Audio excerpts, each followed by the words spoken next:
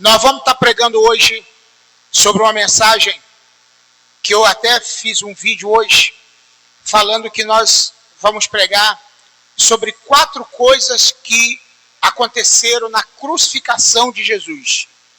Mateus capítulo 27, a gente tem hoje a Bíblia aqui no telão, mas isso não quer dizer que você não tem que você abrir tua Bíblia para conferir, tá? Isso aí é mais para a gente, Mateus 27, é mais para a gente ter facilidade com os visitantes, essas coisas todas. Mas para nós a gente tem que ter Bíblia na mão, hein? Bíblia na mão. E eu quero também dizer que o nosso trabalho lá e a nossa missão em Moçambique está indo muito bem. Obrigado, Alex. Está indo muito bem. Hoje mesmo eu falei com o pastor Davi, que é o missionário lá. Essa semana eles já compraram cimento para fazer os blocos, para levantar as paredes da igreja. Então está chegando ofertas de igrejas, de pastores, que eles não têm para onde mandar oferta missionária, tem mandado para a gente mandar para lá. Tá bom? Então isso tem sido uma benção. Glória a Deus. Mateus 27, 45. 27, 45. Glória a Deus. Essa versão que está ali, está escrito desde a hora sexta. Mas a hora sexta é meio-dia, tá? Tem Bíblia que já está traduzida para meio-dia. E desde a hora sexta, houve treva sobre toda a terra até a hora 9, que significa 3 horas da tarde. Então tem Bíblia que já está 3 horas da tarde. Tem Bíblia que já está meio-dia. Então só você saber, puxa, a hora 9 é que hora então? Hora 9, 3 horas da tarde. Hora sexta, meio-dia.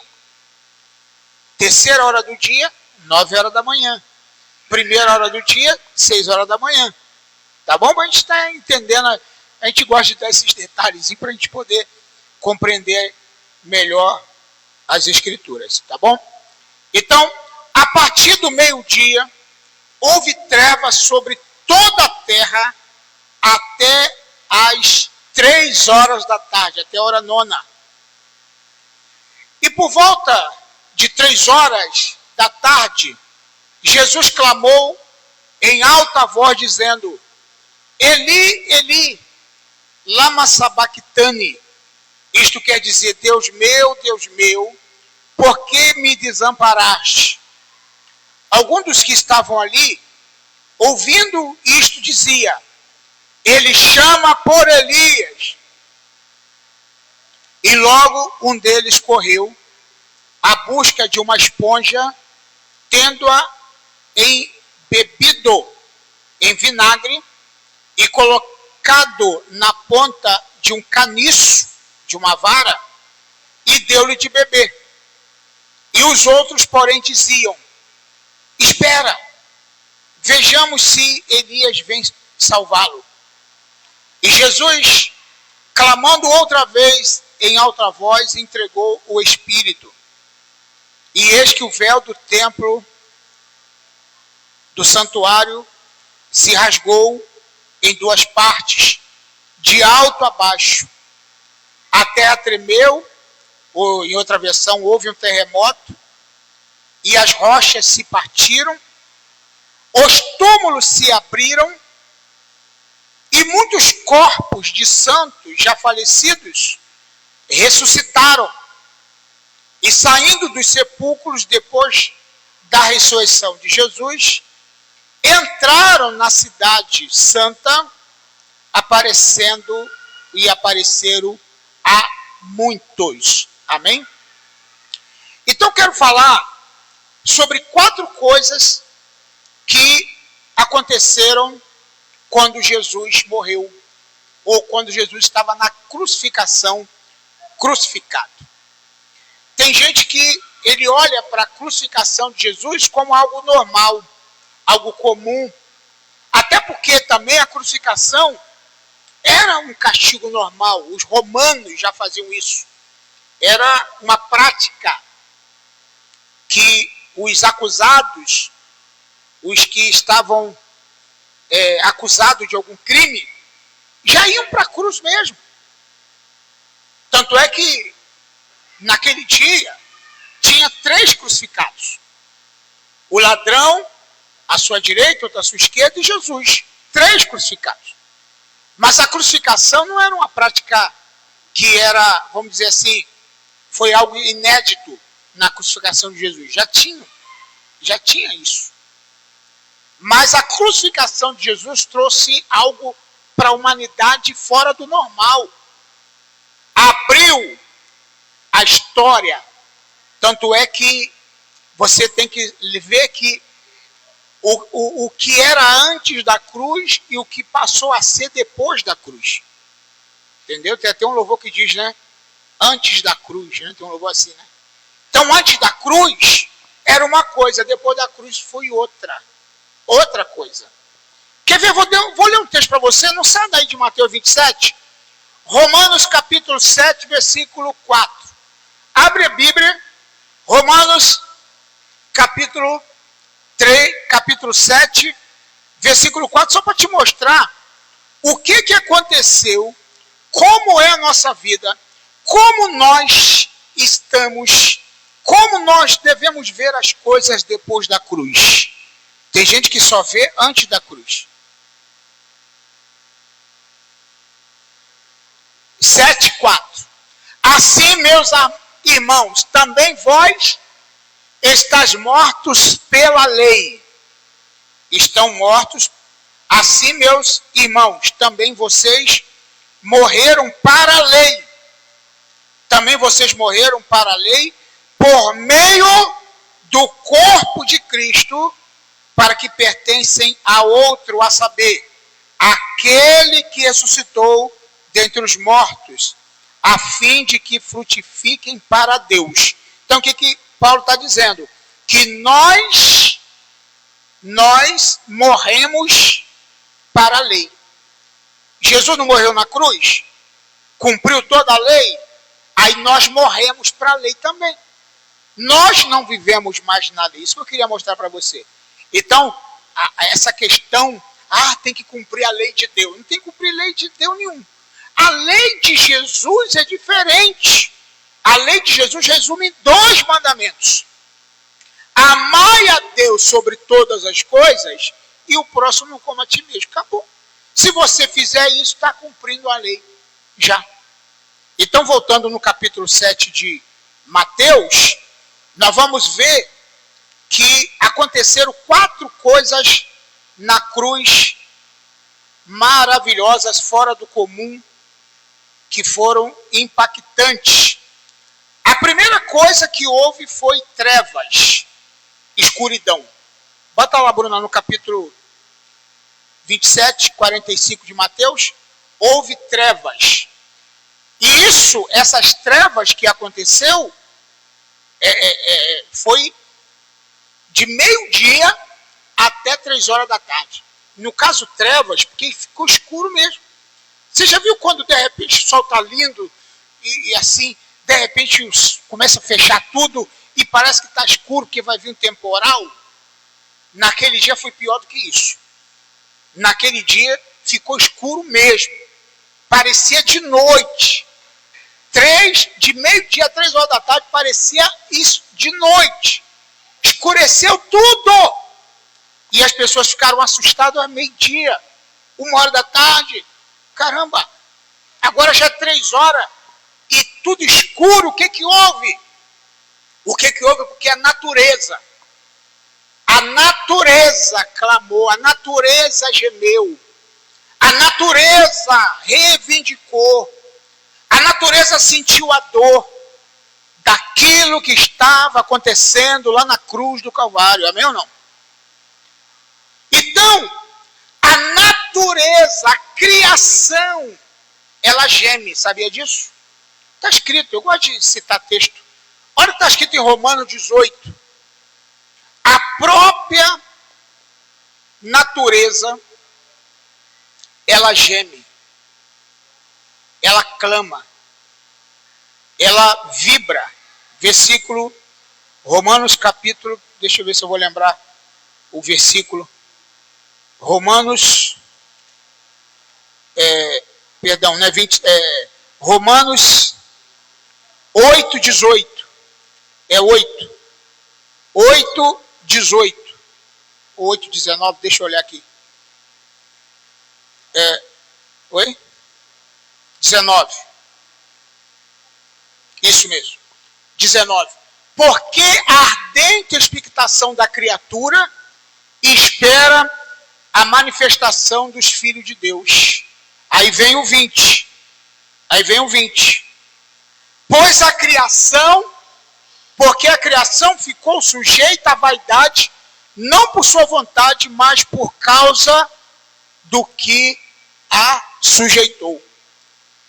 Então, quando você vê a natureza, ela reivindicando, você vê isso nos nossos dias, por exemplo, em alguns lugares do mundo, você vê a natureza reivindicando, você vê terremotos em muitos lugares, você vê seca em muitos lugares, você vê chuva em excesso em muitos lugares, e em outros já é seca demais. A natureza gemendo,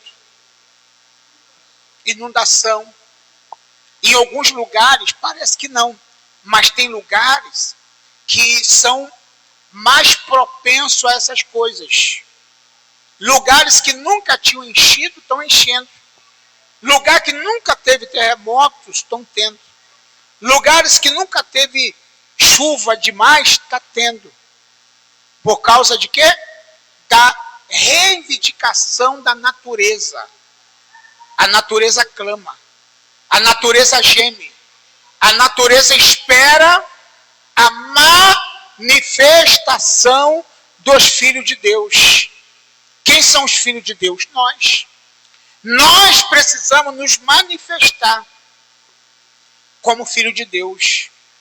E quando acontecem coisas que nós estamos vendo hoje em dia na mídia, na internet, como aquele jornalista que num programa de rádio e internet colocou que a Bíblia é um livrinho e falou um palavrão. Quando ele disse que Deus e falou um palavrão. Quando aquela atriz também disse que os evangélicos são, como é que é o nome que eles fizeram falar? Que ela falou, um povinho do mais desprezível que existe na humanidade. Por causa de quê? Porque a natureza geme e clama pela manifestação dos filhos de Deus. Se nós não manifestarmos a presença de Deus no mundo, a terra vai gemer, a terra vai tremer. Então, quando Jesus morreu, escureceu tudo. E escuridão significa juízo de Deus. Na Bíblia, ele tem significado, o juízo de Deus. A escuridão também significa o luto. Que Deus ficou em luto com aquele momento. Então, os sinais que aconteceram na morte, na crucificação de Jesus, apontam para um fenômeno. E que isso vai se repetindo durante o tempo que nós estamos vivendo. Vai se repetindo. Tá bom? Vai se repetindo. Outra coisa que aconteceu lá na hora que Jesus foi crucificado, houve o véu do templo se rasgou. Está lá. Põe lá, ô Bruna, na próxima, lá em Mateus. Aí você tem que voltar em Mateus de novo agora. Bota lá. Ou então você na sua Bíblia, volta em Mateus, capítulo 27. Diz a Bíblia assim, que no 44, deixa eu ver, qual versículo?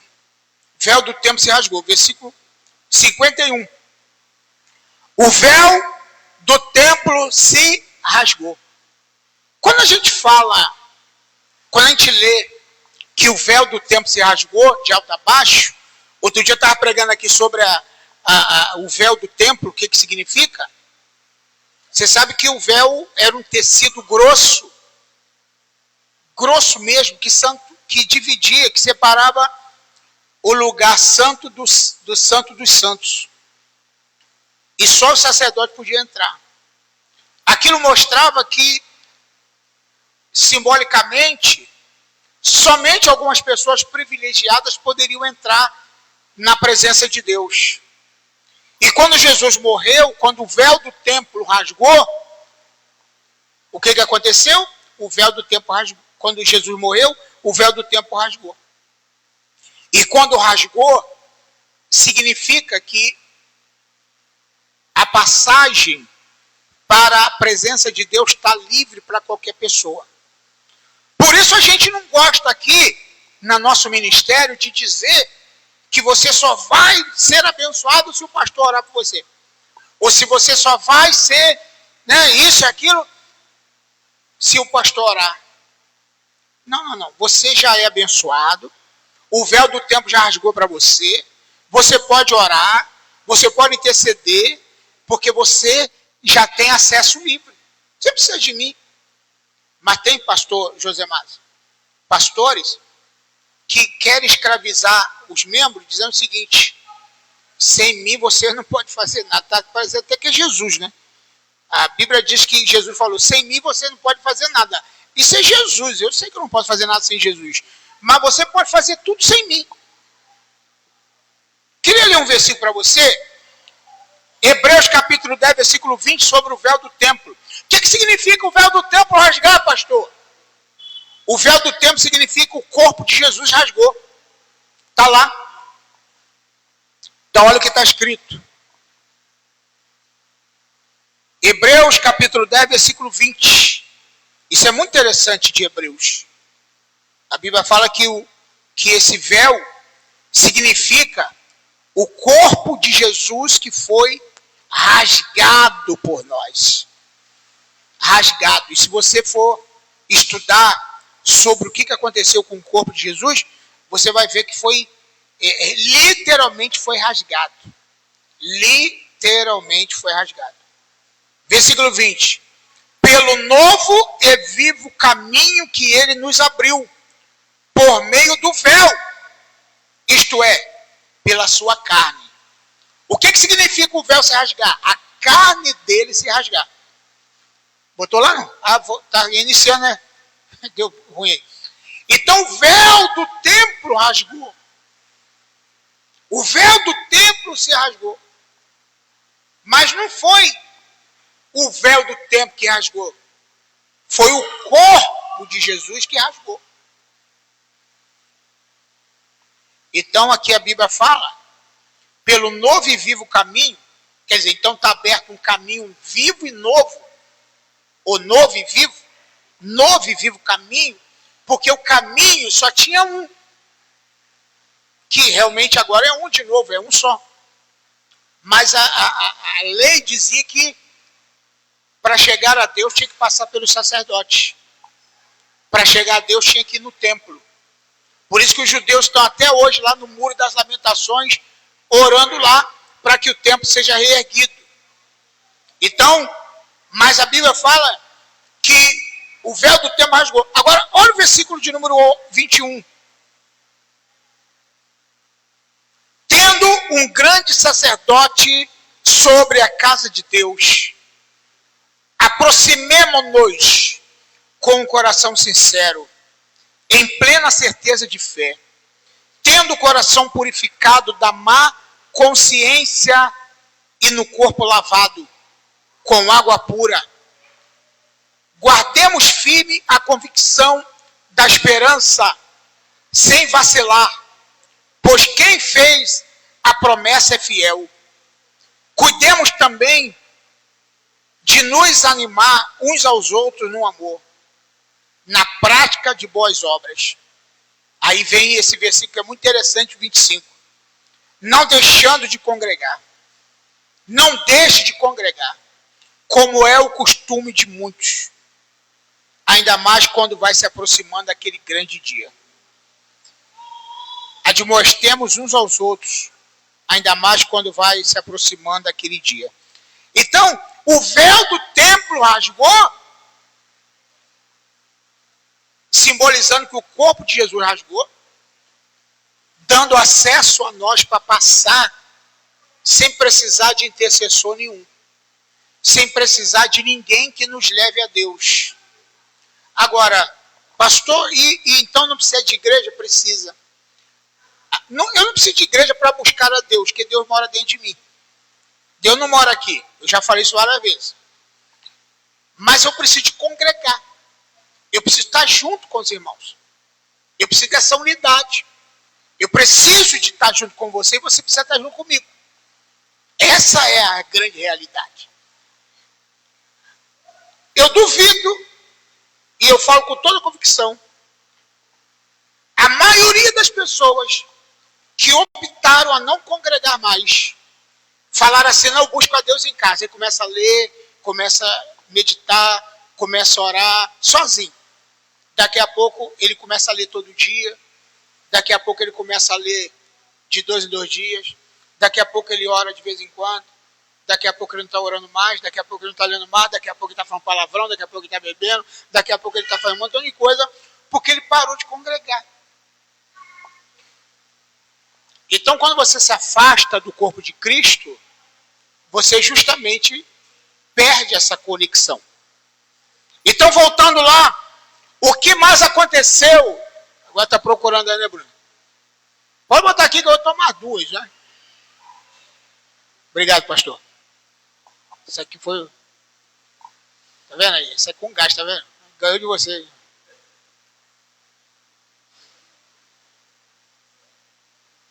Então, o que eu quero te falar? No capítulo 27 de Mateus ainda, voltando lá, o véu do templo rasgou por causa disso. Ok? E agora, o que você precisa entender? Que houve outro fenômeno, outra coisa importante. Terremoto. Até lembrei daquele louvor, né? A terra estremeceu, sepulcro se abriu. Nada vencerá seu grande amor. Nesse grande dia que Jesus morreu, houve um terremoto. Então são 4 coisas que aconteceram na morte de Jesus, mas a 7ª é a surpreendente. O terremoto é a manifestação da natureza que está reivindicando, eu já falei isso, mas a 4ª coisa que aconteceu foi fenômeno. Sepulturas foram abertas e houve ressuscitamento, houve ressurreição de pessoas que tinham morrido. E muitos estudantes da Bíblia não compreenderam o que essa ressurreição de gente, assim que Jesus ressuscitou, o que significa. Engraçado que está na Bíblia o seguinte, ó, no capítulo 27, versículo 52. Os sepulcros se abriram e muitos corpos de santos falecidos ressuscitaram. O que aconteceu? Os sepulcros se abriram e muitos corpos de santos falecidos ressuscitaram. Abriram-se os sepulcros e muitos corpos de santos que dormiram foram ressuscitados. Meu Deus! Só que, engraçado que parece aqui, não sei se o escritor, na narração, ele não colocou junto, mas os corpos dos mortos, que talvez pessoas que seguiram a Jesus, que aceitaram a Jesus, que serviam a Jesus, morreram naquela semana, ou será que muitos anos atrás, acordaram do sepulcro, irmão. A morte de Jesus trouxe vida para outras pessoas. Jesus morreu e outras pessoas viveram. Jesus morreu e pessoas ressuscitaram. Só que tem gente que acha que essas pessoas que ressuscitaram foram para o céu. E não foi. Foram pessoas que morreram e ressuscitaram. E interessante que no decorrer do versículo, o 53 está dizendo assim: saindo dos sepulcros depois da ressurreição de Jesus, entraram na cidade santa e apareceram a muitos. Quer dizer, que os sepulcros foram abertos, os mortos ressuscitaram, mas eles saíram dos sepulcros quando? Na ressurreição de Jesus. Assim que Jesus ressuscitou, eles saíram andando. Já pensou aquele monte de morto andando na rua? Um monte de ex-mortos, né? Pessoa ressuscitada. Aí encontraram com os amigos. Ué, fulano, eu fui no seu enterro, você estava morto, rapaz, o que está fazendo aqui? Sei lá. Eu sei que houve um terremoto, o sepulcro abriu e eu saí de lá de dentro. O morto apareceu. Vários mortos. E foram vistos por muitos, está escrito aqui. Muita gente viram as pessoas que morreram andando pela rua. A pessoa, se fosse nossos dias hoje, como é que seria? Uma correria danada? Parecia zumbi, né? Mas os caras estavam...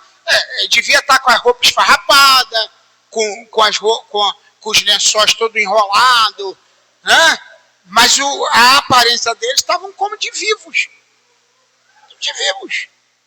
Então, para mim, esse foi o mais notável. Treva, tudo bem, o véu se rasgou, amém, e o terremoto, tudo bem, mas gente morta sair do túmulo, aí, meu amigo, essa foi a pior. A pior que eu digo, a melhor, né? Do que tudo que aconteceu. Aí, e com a gente, o que aconteceu? Conosco. Também aconteceu a libertação. Nós fomos libertos. Nós somos vivos, amém? Nós fomos ressuscitados com Cristo. Assim como aqueles mortos saíram do sepulcro, nós saímos também da nossa vida que estávamos vivendo mortos. Entendeu isso que eu estou falando? Olha o que a Bíblia diz em 1 Coríntios capítulo 15, versículo 53. 1 Coríntios capítulo 15, 53. A Bíblia fala, 15, 53, que onde está a morte, a sua vitória? Onde está? É isso que diz? Oi? É isso mesmo? Pelo que convém que isto que é corruptível serviço de incorruptibilidade, o que é mortal serviço de imortalidade. O próximo, bota aí. E quando isto que é corruptível ser vestido de incorruptibilidade, e que é mortal ser vista de imortalidade, então cumprir-se-á a palavra que está escrita: tragada foi a morte pela vitória. Tragada foi a morte na vitória. Tragada foi a morte na vitória. Então nós estamos vivos, amém ou não? Ressuscitados com Cristo. Então, bota o próximo. Olha que coisa interessante. No próximo versículo. Onde está, ó morte, o teu aguilhão? Onde está o inferno, a sua vitória? Aonde que está, inferno, a tua vitória? Irmão, se nós vencemos por Jesus, viu que coisa interessante? Jesus nos ressuscitou. Por isso que eu digo o seguinte, eu vou terminar com esse versículo de Romanos capítulo, Romanos 6, 26. Vou terminar com esse versículo. Romanos 2, 6, perdão. Romanos 2, versículo 6. Olha o que a Bíblia fala. Que nós fomos ressuscitados com Cristo. Está escrito. Romanos 2. Não, peraí, meu Deus. Estou errando. Perdão. Efésios capítulo 2, versículo 6. Errei aqui, tá, irmão? Efésios 2, versículo 6. Diz a Bíblia assim, ó. Olha lá. E nos ressuscitou. Lembra que os mortos ressuscitaram quando Jesus morreu? O que aconteceu com a gente? Ele nos ressuscitou. Está escrito lá. Mas nós não vamos ressuscitar quando morremos. Quando morrermos. Não. Ele nos ressuscitou. Porque nós já estávamos mortos. Nos delitos e pecados. Então, e nos ressuscitou juntamente com ele e nos fez assentar em lugares celestiais em Cristo Jesus. Então, a ressurreição, por isso que pregar a Bíblia é um negócio assim muito... A gente tem que prestar muita atenção. Nós vamos ressuscitar no nosso corpo quando a gente morrer? Sim, vamos ressuscitar com o corpo glorificado, amém. Mas espiritualmente, ele já nos ressuscitou. Porque nós estávamos mortos. E ele nos ressuscitou. Ele nos ressuscitou e nos fez assentar em lugares celestiais. Meu Deus, já estamos assentados em lugares celestiais. É a mesma coisa o reino de Deus. Tem gente que fala assim, quando eu chegar no reino de Deus, você não chegou ainda não?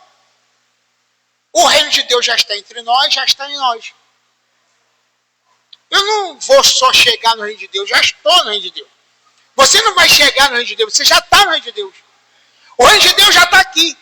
E ele veio com Jesus para nós. Isso que é muito interessante a gente saber.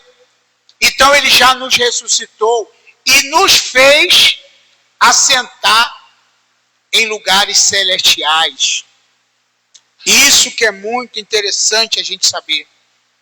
Nos fez assentar em lugares celestiais. Efésios capítulo 15 agora, capítulo 5, versículo 14 e 15. Efésios 5, 14 e 15. Então, eu acho que a ressurreição dos mortos apontam para a ressurreição da nossa vida também. A ressurreição que aconteceu naquele dia é a ressurreição também da nossa vida. Então você já está ressuscitado, irmão. Versículo 14 e 15. O que a Bíblia fala? A Bíblia diz o seguinte: desperta, ó tu que dorme. Por isso diz, desperta, ó tu que dorme. Levanta dentre os mortos. O que isso quer dizer? Quer dizer que você só tem que levantar. Porque ressuscitado você já está. Levanta dentre.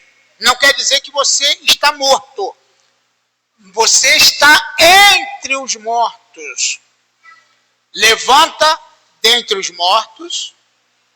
Primeiro, desperta tu que dorme. Levanta dentre os mortos. E Cristo te esclarecerá. Esse versículo para mim é fantástico. Sabe por quê? Porque a primeira coisa que eu tenho que fazer é sair do meio dos mortos. Porque nem todo mundo que estava lá no sepulcro saíram de lá. Teve gente que ficou. Teve gente que ficou. E teve gente que saiu. A pergunta que eu faço para você, você vai ficar ou vai sair? Deus já te ressuscitou. Agora, você vai ficar ou vai sair? Vai levantar ou vai ficar deitado? Levanta. Dentre os mortos. Porque quando você levantar dos mortos, Cristo vai te esclarecer. As coisas que você não sabia, você vai passar a saber. A revelação vai vir. O entendimento vai chegar. E você vai conseguir entender melhor as coisas do Espírito Santo. Então é preciso ter esse entendimento que Jesus já te ressuscitou. E você agora só tem que levantar dos mortos. Por isso, versículo 15, depois que você ressuscitou, você já não é ressuscitado, já não está ressuscitado? Versículo 15. Portanto, vede prudentemente como você está andando. Olhe como você anda. E outra versão, portanto, tenha cuidado com a maneira de você viver. Tenha cuidado como você vive. Viva não como todos. Vivam não como todos, mas como sábios. Já que você está vivo, já que você ressuscitou, já que você é nova criatura, tem que parar de viver igual morto. Agora você tem que ver como você está vivendo. Viver com entendimento, com sabedoria. Nós precisamos ser o melhor, o povo mais inteligente do mundo. Por isso que eu sempre falo o seguinte, antigamente, eu quando me converti, vou confessar o que aconteceu. Eu quando me converti, eu era capoeirista. Eu era bom de capoeira. O pastor Samuel chegou a ver, me acompanhar quando eu era criança. Era bom mesmo. Dava salto mortal, meia-lua, rabo de arraia, tudo que você imaginava de capoeira eu fazia. Tá aqui minha mãe e minha irmã que sabem disso. Eu e meu irmão. Mas eu fui para a igreja. Aí fiquei uma semana ainda na capoeira. Só que não tinha... ou eu era capoeira ou era da Bíblia, da palavra. Eu abandonei a capoeira e me dediquei na palavra. Outra coisa que acontecia quando a gente se convertia naquele tempo era que tinha que largar tudo que estava fazendo. Por exemplo, até trabalho bom, vamos supor, se fosse dia de domingo, não podia nem aceitar, porque não era Deus que estava abrindo essa porta. Se fosse domingo, por exemplo. Né? Trabalhar de plantão, que fosse faltar culto, não pode. É coisa do inimigo, hein? Está atrapalhando a tua vida, para você não vir para a igreja. Então, larguei muito trabalho, muita coisa, para ficar... Hoje em dia a gente entende o seguinte, né, pastor? Oi? Estudar à noite. Está estudando à noite? Não pode, porque vai te atrapalhar na obra do Senhor. Fazer estudo, faculdade, um curso, não pode não. Tem que servir ao Senhor. Então a gente naquele tempo sabe como é que era, né, a igreja. Quem lembra disso? Ih, jogar bola, nem pensar. Então, o que eu quero te falar é que tinha muita coisa que era proibido. Hoje eu entendo o seguinte, irmão. Se você tiver de estudar, vai estudar. Tiver de fazer um curso, vai fazer. Vai se profissionalizar, vai crescer. Se você se desviar porque foi trabalhar em algum emprego, o problema não está no emprego, está em você. É ou não é, irmão? Esse emprego aqui vai me desviar. Ué, meu Deus. Essa faculdade aqui vai me tirar do plano de Deus. Como é que pode isso? Então você tem que estar firme. Você tem que ser luz em qualquer lugar, todo lugar que for. Então, portanto, vede prudentemente como andais. Não como nécios, mas como sábios. Diga, sábios. Amém? Como sábios. Versículo 16. É porque eu não li esses versículos antigamente, né? Eu não li antigamente. Agora eu compreendo. Remindo o tempo, porque os dias são maus. Remir o tempo, aproveitar as oportunidades.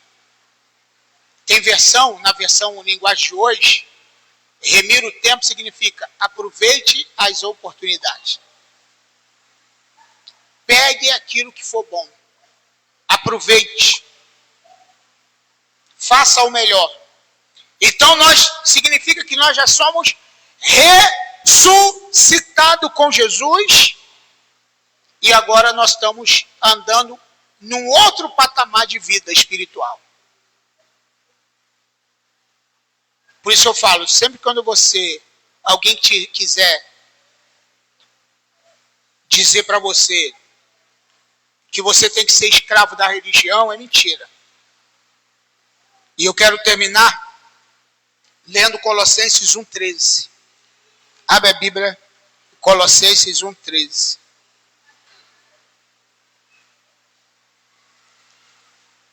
A Bíblia fala, nesse versículo,